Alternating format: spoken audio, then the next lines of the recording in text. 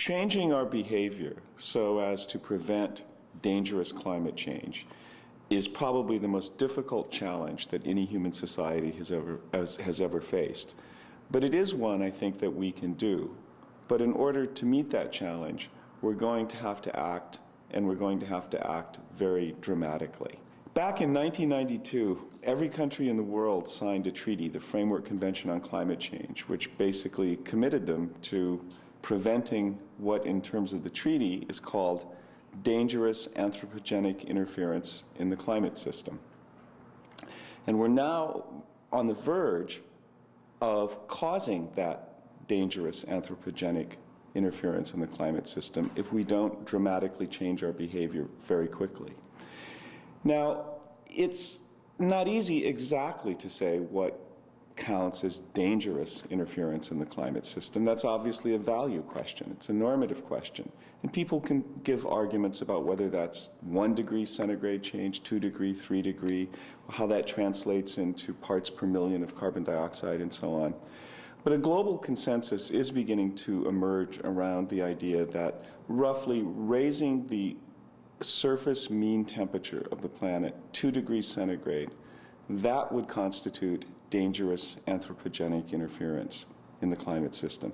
And the reason that that threshold is getting established is because before you get to that 2 degree increase of temperature, there are winners, there are losers, there is some greater risk of extinctions and of catastrophic events. But once you get past that 2 degree threshold, it looks like it's all losers, no more winners and losers. And the risks of catastrophic events begin to go up in an exponential way. Now, what do we have to do then to try to stay below that threshold? Well, again, it's getting increasingly clear that roughly in the next 10 years, we're going to have to stabilize our emissions of greenhouse gases, not just in the United States, but globally. But in order for that to happen, people are going to have to demonstrate a real concern for climate change. We're going to have to change the way that we look at everyday activities like driving SUVs, like heating our homes, like using electricity that's powered by coal-fired electrical generating plants. We're going to have to change our attitudes so that for the next generation, burning coal is going to be seen as behavior that's every bit as unrespectable as lighting up a cigar in a public place.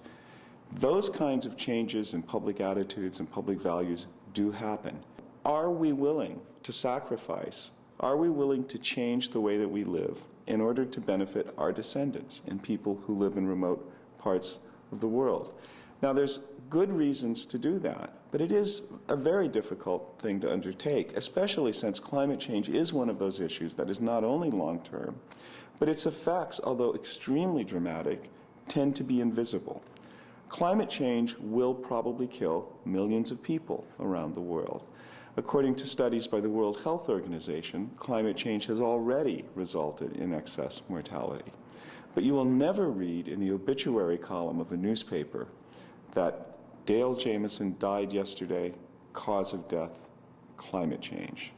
Climate change makes itself felt in rates of infectious disease, in dislocation, in its effect on food security, and even in terms of the balance of relations between nations and states. But these effects are indirect and very difficult for us to focus on.